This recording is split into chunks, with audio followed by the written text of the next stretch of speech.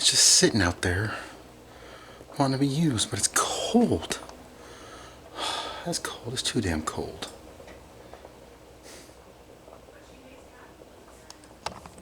Welcome back to Daniel's Garage, guys. It's been a while. It's been a good while. Yes, it has. The old grill's out there upset because it's cold and I'm cold, but not inside the house because, you know, we got the heater on and I currently have the stove going because we're making mashed potatoes. Why? Because we're making Cuban potato balls. For those of you who have never been to, I believe it's Glendale, California, there's a Cuban restaurant called Porto's. They make the absolute best potato balls that you will ever make. So I found a recipe. I've done it before. Obviously have not filmed it. We're going to get this one on film. We're going to get it going and back and forth, and stay tuned for the potato balls. Here we go. Potatoes. Knife. Pot. Choppy chop. Add some water. Turn the heat on. Let it boil. Alright, so for the filling of these potato balls, what you're going to need is some ground beef. The recipe that I have calls for 1 pound. I'm using 2 pounds, so everything's going to be kind of doubled up. So I got 1 pound of ground beef. And for this, I'm using ground beef chuck. This is the 80-20. So you're going to need some cayenne pepper. The recipe calls for 3/4 of a teaspoon of cayenne pepper, half a teaspoon of pepper, 6 tablespoons of tomato sauce. Calls for 1/2 of an onion, so I'm going to use a whole onion, 1 green bell pepper, and half of a red, so I'm just going to use both of these. Calls for a jalapeno, actually half of a jalapeno, so I'm going to throw the whole jalapeno in there. Calls for 1.5 teaspoons of ground cumin, which I don't have. I'm out of ground cumin, so whatever, it's going to be left out.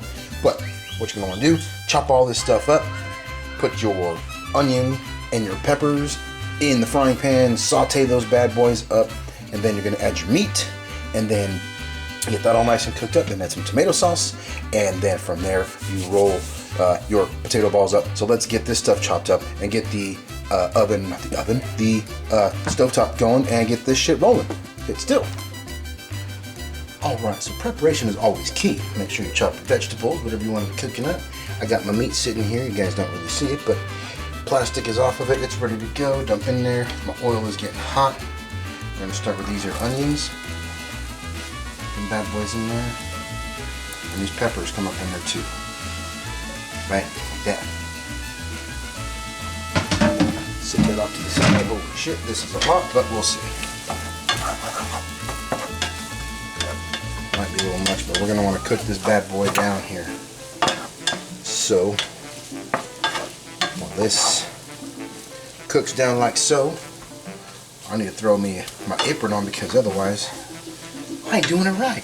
So sit tight. We're gonna cook this up. Don't you know? Don't you go nowhere either, yo.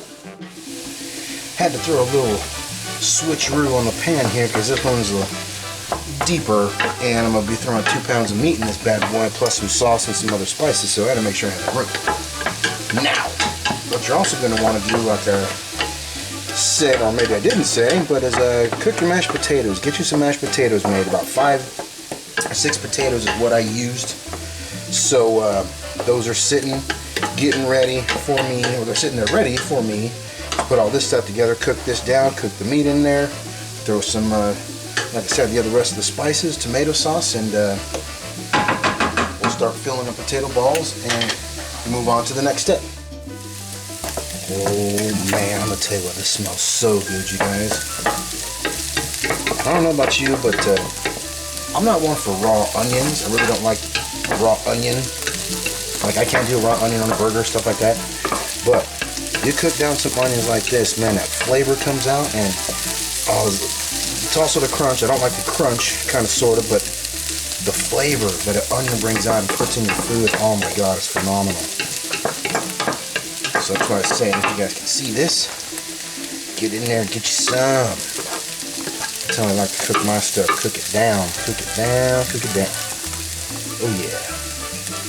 So we're about ready to throw this meat up in here because those onions and peppers will continue to cook a little bit more, especially with the grease from the burger.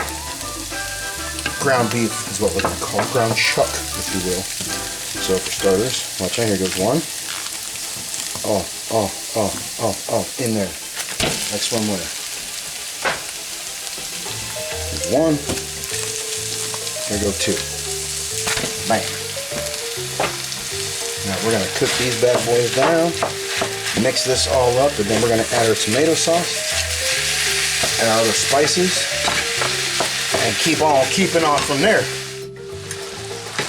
Oh man, see, I had to drain a little bit of the grease off, a little bit of that fat from the ground beef there, but man, this is coming along just nicely. Nice sizzle, sizzle. I'm getting ready to add in the spices and the tomato sauce. I'm gonna mix this all together and I'm gonna let it sit just to kind of, you know, everything's coming together as far as the flavors and everything like that goes with the tomato sauce and the spices and the onions and these peppers in here. Then what I'm going to do is I'm going to turn the heat off and let this sit for a little bit and just cool down and calm. So that way I can start scooping this into the little potato patties. That will be the next step. Potato patties, which will turn into potato balls. And you'll see. So what we're going to do here, this is all looking pretty good. Couple more little stir.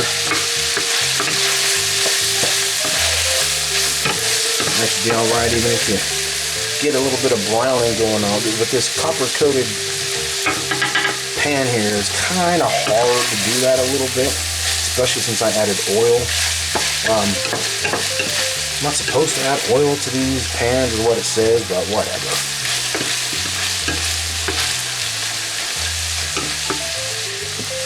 So you go ahead and add the cayenne and black pepper. That bad boy in there, and mix that around a little bit. Toss that salad. And the intent is this is not for this to be too spicy, you know. So you don't want all that heat. It's not a spicy dish. I don't even know if it's a dish. It's more like a side, but we're gonna eat them, and this is what we're gonna have for dinner because they're so damn good. Mix up some spices in there. And now, calls for 6 tablespoons of tomato sauce. We're going to do them up like a 1, 2, 3, 4, 5, 6. And like I said, I'm using double the amount, so I'm not going to go quite 12.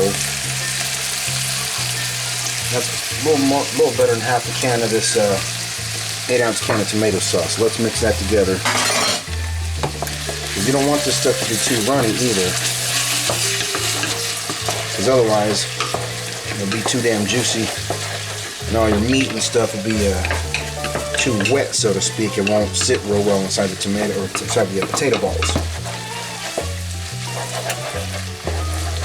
So now I'm going to add just a little bit more of that tomato sauce. So there we go. Like I say, you don't want this too runny. And you know what I didn't add? I didn't add any salt. I'm going to throw some salt in this bad boy just because. I mean, salt's always good, right? A little more than salt. Why not? Some of that. Mix this up. And what I'm going to do is, like I said, I'm going to mix this up here. I'm going to put the top on it. Actually, I'm not going to put the top on it. I'm going to take it off the heat. I'm going to slide it off to the side and let it sit for a little bit, maybe about 5-10 minutes or so. And come back and start racking these balls together. Putting these balls for your mouth together.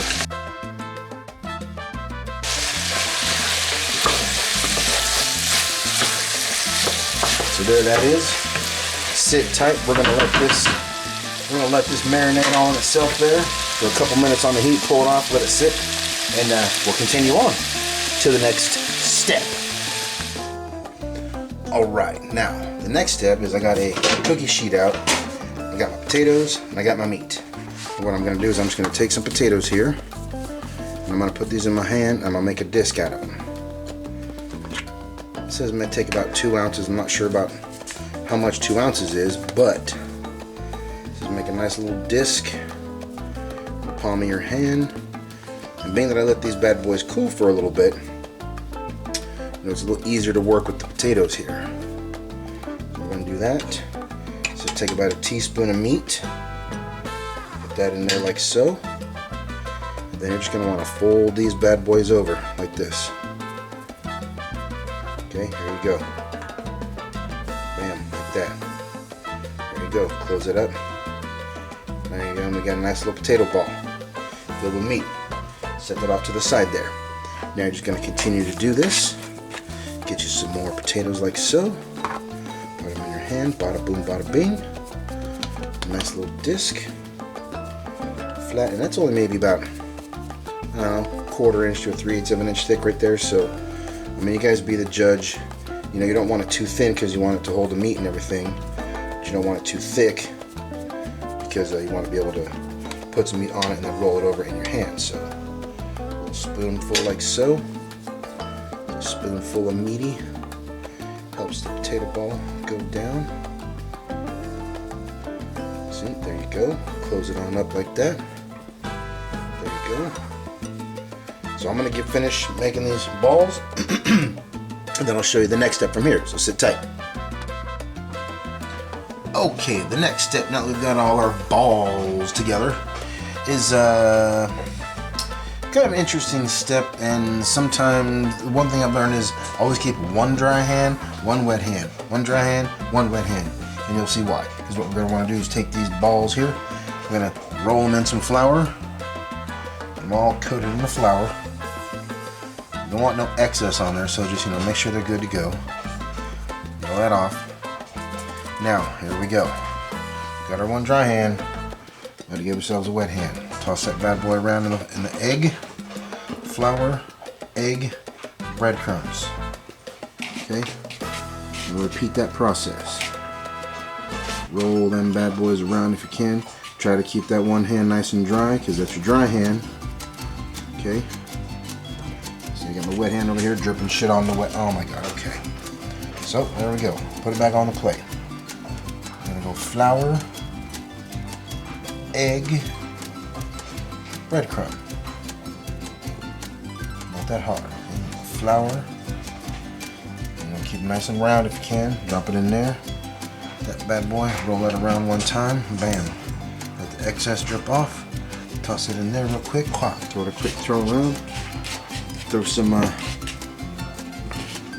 breadcrumbs on it. Roll it around. There you go. And then from there, back onto your pan over here that you're keeping them on. So I'm gonna get the rest of these done up just like that. You guys sit tight, and then from there we're gonna pop these in the fridge to sit for about an hour, and then we will move on. I've got my oil here nice and hot. It's right about 300 degrees, maybe a little bit hotter than that. And if you guys want to check, make sure your oil is nice and hot and good for deep frying, take a toothpick or a wooden handled utensil or something like that. I just use a toothpick. Dip it in there. If you got bubbles on your wood, you're good to go. Here we go. We're going to take our nice little balls we've been had sitting in the refrigerator for about an hour. We're going to take these bad boys, we're going to just toss them in there. Here we go.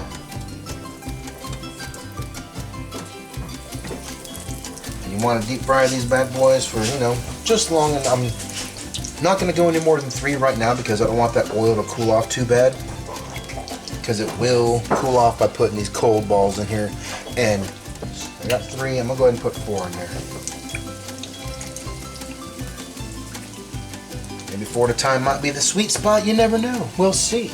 This video is not sponsored by Modelo, but I'm drinking one anyway. But you want a nice golden crispiness on the outside of these bad boys. And being that everything's already been cooked, it's not like anything's raw in here. We'll let these bad boys do their thing here, and we're gonna get some more of these in here and rolling. And when you take these out, you're just gonna set them there on the baking rack so they cool off and they'll be ready to go. Okay, so taking them out, that one's starting to split a little bit. You do not want these puppies to split on you because that's horrible. So just a couple of minutes in the oil here seems to be key. Maybe not even a couple minutes. Actually, yeah, about a minute and a half, 2 minutes. I didn't really time it. but you just want these bad boys golden. Gold. Look at that. Gold. Yes. So we're just gonna set them over here.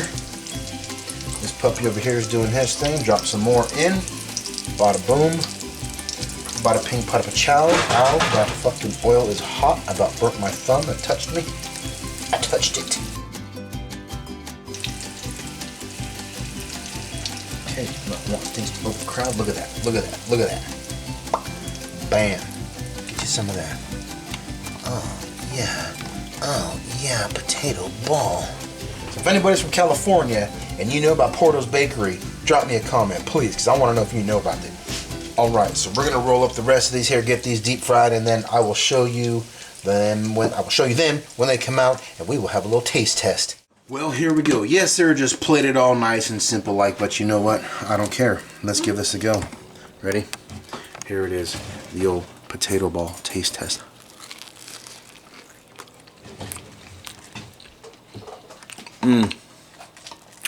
Oh my god. That meat, the potato and that crispiness, oh my god. You guys. I hope you guys make this one. This was dynamite. Thanks for stopping by.